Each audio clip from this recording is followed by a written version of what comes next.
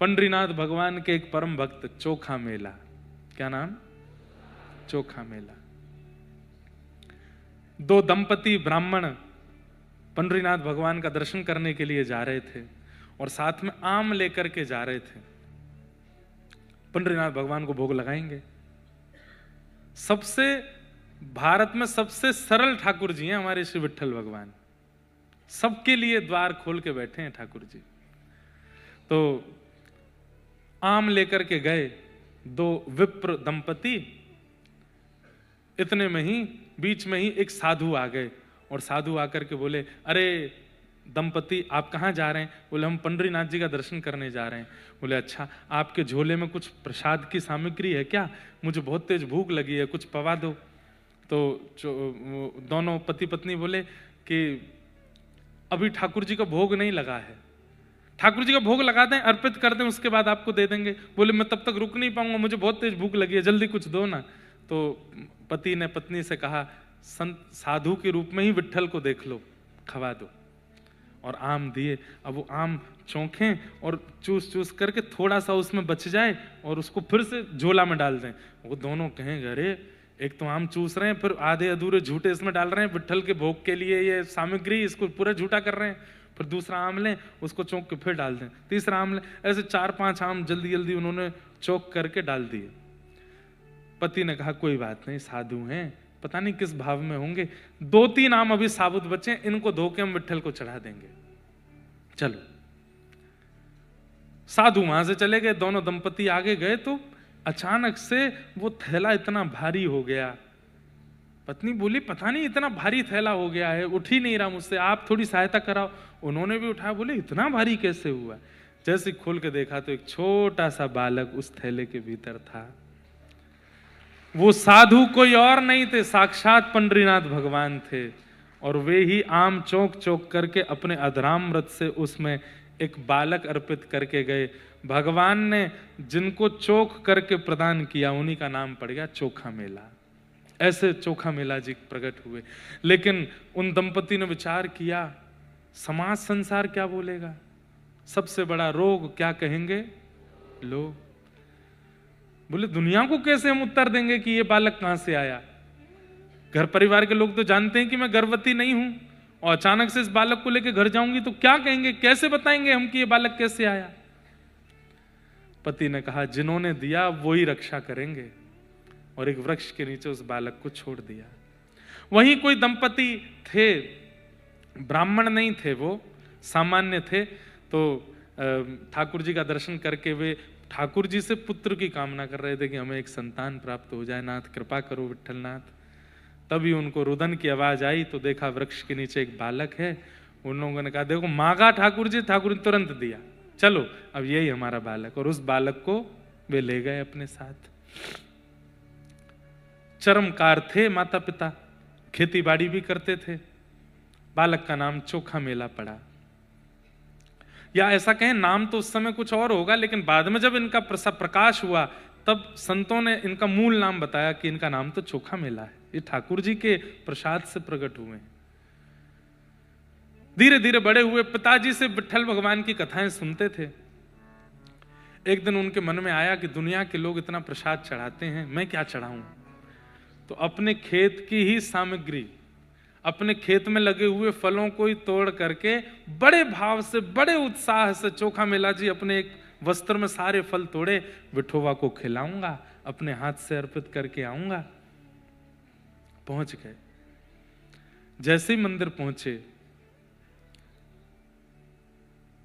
मंदिर में जाकर के ठाकुर जी के सन्मुख प्रसाद खोलने लगे तो कुछ पुजारी ने क्या कर रहे हो? बोले कि मैं प्रसाद लेके आया हूं ठाकुर जी का, अपने हाथ से पवाऊंगा विट्ठल को। बोले तू अधिकारी है, इतना पवित्र आत्मा है, इतना पवित्र जन्म है तेरा कि तू अपने हाथ से पवाएगा ठाकुर जी को? बोले तो इसमें क्या हो गया, सब सामग्री होती तो भूमि में ही है, अब भूमि में तो हर प्रकार की वस्तु होती है, वो तो पवित्र नहीं होती, ठाकुर जी फिर भी पाते हैं। तो मैं जीव हूं, मेरी पवित्रता अपवित्रता मेरे जन्म से कैसे हो सकती है? अच्छा जवान लड़ाता है हमसे। लोग बागों ने मार पीट करके चोखा मेला जी को भगा दिया। और उनके फल की सामग्री भी बाहर फेंक दी। बोले तेरे हाथ का छुआ पंडरीनाथ नहीं पाएंगे, तू योग्य नहीं है।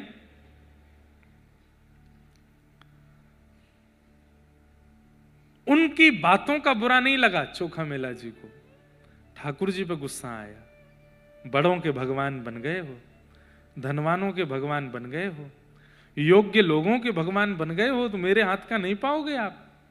जा रहा हूं मैं। और दिखा के गए, देखो कितना अच्छा वाला सेब है, मीठा मैं ही खाऊंगा, आपको नहीं दूंगा।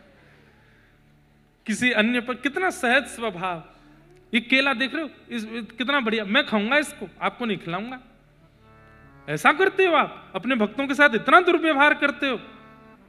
ठाकुर जी को डांट करके थोड़ी देर लड़ झगड़ करके चोखा मेला जी चले गए। यहां लगी, इधर लगी थी, चोट लगी ठाकुर जी चोखा मेला जी को। रात्रि में बैठे बैठे बेचारे सिकाई कर रहे थे, अपना सब माता पिता से छुपा रहे थे कि इनको बताऊं ना कि मुझे आज मारा मंदिर में। पंडरीनाथ भगवान से देखा नहीं गया।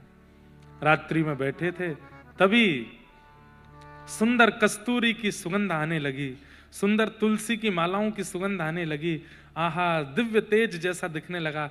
चोखा मेला जी ने जैसे ही देखा, आहा, पुंडली कवरदा हरि विठल, श्री ज्ञानदेव तुकाराम, श्री पंडरीनाथ भगवान की। मंदम मंदम चाल, कमर पर हाथ धर के ठाकुर जी मटक मटक के चल के आ रहे हैं। चोखा मेला ने जैसे ही देखा, देख करके प्रसन्न तो बहुत हुआ, लेकिन लड़ने लगा। क्यों आए अब? सुबह तो भगा दिया था, मार पीट के मुझको भगा दिया था। बड़े घरों में जाओ, बड़ी जात में जन्मे लोगों के पास जाओ, मेरे पास क्यों आ रहे हो आप? ठाकुर जी आए, आकर के चोखा मेला को हृदय से लगाया। जहां जहां चोट लगी थी वहां अपने हाथ से सहलाने लगे। बोले चोट लगी? चोखा मेला के तो नेत्र सजल। ठाकुर जी को इतने समीप से पहली बार और प्रत्यक्ष बोलते चलते फिरते ठाकुर जी देखे। 2-3 बार तो उसको मूर्छा जैसी आ गई। ठाकुर जी ने संभाला, अरे संभाल, ऐसे मत कर। आप सच में आए हो? बोले हाँ, मैंने सुबह बहुत डांटा आपको, मुझे क्षमा करना। कोई बात नहीं, सुन वो फल कहाँ है? तू बोल रहा था बहुत मीठा सेब है, बहुत अच्छा केला है, कहाँ है? खा गया क्या? चोखा मेला बोला, आपको लगता है मैं तो बस चिढ़ा रहा था आपको, मैंने नहीं खाए। तो कहाँ है, जल्दी लेके आना। चोखा मेला लेकर के फल आए। पंडरीनाथ एक बार स्वयं पाते हैं और अपना ही पाकर के अपना प्रसाद अधरामृत चोखा मेला को खिलाते हैं। बोले मेरे पुजारी गंदे नहीं है, कुछ नियम बना दिए हैं इसलिए तो नहीं, मेरे को कोई मन में भाव नहीं आया। अच्छा हुआ उन्होंने पीटा मुझे। पीटा तो आप आ गए, नहीं पीटते तो आप आते? मेरे साथ कुछ व्यवहार ऐसा किया उन लोगों ने तो आप आ गए ना मेरे पास। मुझे बंधुओं देखो, सम्मान की इच्छा उसी को ज्यादा होती है जिसको अपमान का भय होता है, या फिर अपमान भी उसी का ज्यादा होता है जिसको सम्मान की बहुत इच्छा होती है। चोखा मेला जी को और किसी भक्त को सम्मान की इच्छा होनी ही नहीं चाहिए। उसका अपमान कितना भी करे दुनिया, उसको पता ही नहीं चलेगा। चोखा मेला जी, ठाकुर जी अब पावे फिर पवावे, फिर पावे फिर पवावे। 2-3 फल पाने के बाद ठाकुर जी बोले, अच्छा चल अब बाकी की पोटली बना के मुझको दे दे। चोखा मेला बोले, सब पालो ना। नहीं, ये मैं लेके जाऊंगा, रुक्मणी जी को पवाऊंगा। आज तुम आए थे, तुम्हारे साथ मंदिर में दुर्व्यवहार हुआ, इस वजह से मैंने और रुक्मणी दोनों ने कुछ नहीं खाया। पूरे दिन हम भूखे रहे, आज वो भी भूखी है, तो मैं जाके तेरे ही फल खिलाऊंगा। चोखा मेला जी तो बोले, मुझे सर्वस्व मिल गया नाथ, मुझे सब कुछ प्राप्त हो गया, मैं आ सकता हूं आपके पास? हाँ तू आना ना, मैं करवा दूंगा व्यवस्था, मैं पुजारियों को स्वप्न आदि देके तेरी व्यवस्था कर दूंगा, तू आ जाना। ठीक है मैं आऊंगा, आप जाओ। ठाकुर जी पोटली लेकर के कमर पर टांग के पहुंचे, जाकर के रुक्मणी जी को गर्भगृह में बुला, आओ बैठो पाओ। दुनिया के 56 भोगों में वो सुख स्वाद नहीं होगा, चोखा मेला के फल पाओ। और पवाने लगे रुक्मणी जी को, प्रेम से रुक्मणी जी पा रही हैं, विठोवा पा रहे हैं। प्रातः काल का समय, काकड़ा आरती होनी थी। जैसे ही द्वार खुले, पंडरीनाथ भगवान के चारों तरफ छिलके पड़े हैं, बीज पड़े हैं। सब लोग देखने लगे, अरे रात में तो मंदिर पूरा स्वच्छ किया था, ये अपवित्र कैसे हो गए? छिलके गुठली कहां से आ गए यहां पर? लोगों का काम है अधूरी चीजों पर अपनी कहानी बनाना। एक बोला मैं बताऊं, बोला हाँ, वो चोखो मेला आया था कल, उसको हमने मार पीट के भगा दिया, तो कहीं से चोरी चुपके, अब उसके ईमान पे बात आ गई ना, उसको हमने मारा पीटा तो चोरी चुपके कहीं से घुस करके पूरे मंदिर में झूठा प्रसाद खा करके छिलके फेंक के चला गया है। एक बार भी ये मन में नहीं आया कि विट्ठल नहीं खा सकते? कितना अविश्वास! मतलब चोखा मेला भीतर घुस गया होगा और खा करके छिलके फेंक करके गया होगा अपवित्र करने के लिए, ये कहानी बनाती। और काकड़ा आरती तो हुई नहीं, सब पुजारी पंडाओं ने डंडा उठाए और लेकर के पहुंच गए चोखा मेला के पास। सो रहे थे चोखा मेला जी, रात्रि के 3-4 बजे खटिया से उठाया, उठा करके पानी वाने डाला। तेरी इतनी हिम्मत, तू मंदिर में जाके झूठा! फिर से डंडे आदि मारे उनको। विठोबा तो कहे थे व्यवस्था कराएंगे मेरी, इतना पिटवा रहे हैं। रोने लगे चोखा मेला। वहीं से बोले नहीं आऊंगा विठोबा, मैं नहीं आऊंगा आपके पास। ये कैसा करते हैं आपके सब लोग व्यवहार? आप हंस रहे हो पर चोखा मेला की वेदना देखो। बंधुओं, एक व्यक्ति हमसे अगर हमने जो नहीं किया वह बोल देता है ना, तो कितनी पीड़ा होती है। और यहां सब लोग अगर पीछे पड़ जाएं तो चोखा मेला जी का स्थिति भाव देखो। इतना मारा कि जो रात के घाव थे वो तो खुल ही गए और नए घाव आ गए। बिल्कुल शिथिल अवस्था में चोखा मेला जी रोने लगे। कैसे बताऊं इन सबको कि मैंने नहीं किया? पुजारी बोले अब ये सबक सीख गया, अब नहीं आएगा कभी। लौट करके जैसे ही पंडरीनाथ के मंदिर में पहुंचे, भीतर से द्वार बंद कर दिया ठाकुर जी ने और ताला लगा दिया अंदर से। और भीतर से सिसकियों की आवाज आ रही है, ठाकुर जी रो रहे हैं। पुजारियों ने जाकर के खूब द्वार खोला लेकिन नहीं खुला। ज्यादा हट करने लगे तो भीतर से रोष में और जैसे कोई रोते हुए स्वर में बोलता है, गुस्से में, ऐसे ठाकुर जी बोले निकल जाओ यहां से, नहीं मिलना मुझे तुम लोगों से। किस बात का अभिमान लेकर के बैठे हो? तुम बहुत ज्ञानी हो, बहुत पढ़े लिखे हो, बहुत ऊंचे कुल खानदान में जन्मे हो, तो तुमको अधिकार है मेरी सेवा का। मैं आज प्रतिज्ञा लेता हूं, प्रलय कालीन समय तक विट्ठल रुक्मणी का मंदिर अब नहीं खुलेगा लोगों के दर्शन के लिए, सदा के लिए बंद रहेगा। जब जब चोखा मेला आएगा, जब जब तुकाराम आएंगे, जब जब ज्ञानदेव आएंगे, जब जब जनाबाई आएगी, केवल तभी खुलेगा। और किसी को दर्शन नहीं दूंगा मैं, नहीं देखना मुझे किसी को, नहीं मिलना मुझे किसी से। मेरे भक्तों का अपमान करते हो, उनको मारते हो। सारा पंढरपुर घुटने पर बैठ गया, नाथ हमें क्षमा कर दो, हमसे गलती हो गई। हमें आप जो प्रायश्चित कहेंगे, आप कहेंगे चंद्रभागा में डूब के प्राण त्यागो, हम मर जाएंगे, आप जो कहेंगे हम करने को तैयार है। नाथ ऐसे रूठ करके मत बैठो। 3 दिन तक ठाकुर जी ने द्वार नहीं खोले अपने। जब बहुत रोने लगे तब कई भक्तों ने आकर के भी ठाकुर जी के बाहर से प्रार्थना की। तब ठाकुर जी ने आज्ञा की, इसका प्रायश्चित केवल एक है। क्या? स्वर्ण की पालकी लेकर के जाओ और जाकर के चोखो मेला को बैठा करके उत्सव नृत्य कीर्तन करते हुए मेरे मंदिर में लाओ, तब द्वार खुलेगा।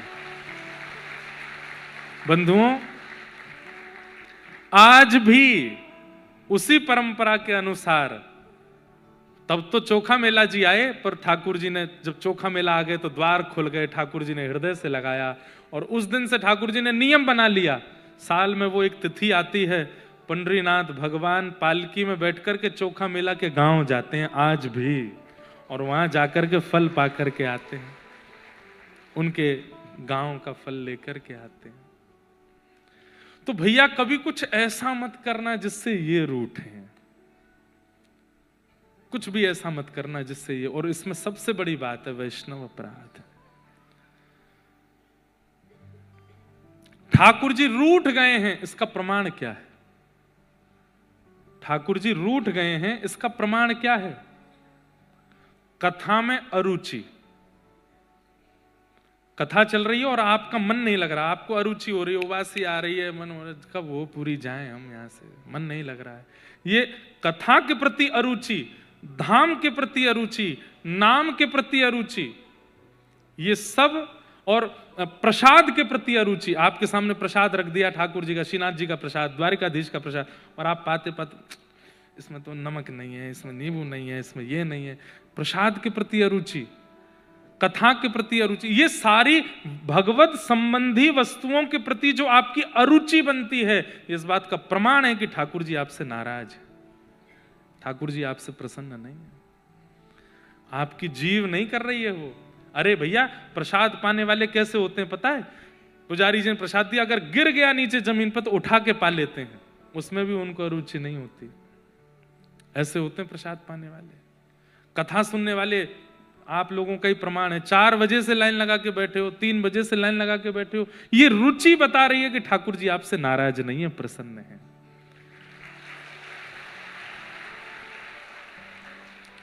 अरुचि बनना भगवत संबंधी वस्तुओं के प्रति, ये प्रमाण है कि ठाकुर जी आपसे नाराज है।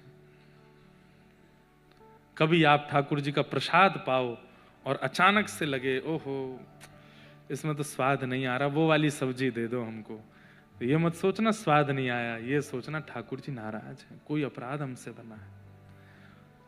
कथा में बैठे बैठे ये लगने लगे ये व्यास जी कुछ नहीं जानते, वो व्यास जी बढ़िया हैं, ये व्यास जी तो ऐसे हैं, वो व्यास जी बढ़िया हैं। किसी की भी कथा में अरुचि होने लग जाए, समझो ठाकुर जी नाराज हैं आपसे। वो बात अलग है, कोई व्यासपीठ से कुछ भी बोले तो अलग बात है, पर सैद्धांतिक ठाकुर जी की लीला कथा सुनावे, उसके प्रति भी अरुचि बन जावे, तो समझो ठाकुर जी नाराज। और ठाकुर जी नाराज होकर के एक ही विधान करते हैं, क्या खूब धनवान बना देंगे आपको, ले क्यों मेरे से प्रार्थना मत करियो, मुझे सुनना ही नहीं तुझसे, खूब धनवान बन जा, खूब ये बन, ये संपत्ति ले, सब कुछ ले, जो चाहिए सब तेरे पास, मेरे पास आने की जब जब योजना बनेगी मैं काट दूंगा। यही ठाकुर जी की नाराजगी है। इसलिए भैया कभी वो मत करो कि ठाकुर जी से मिलने ठाकुर जी आपसे नाराज हो।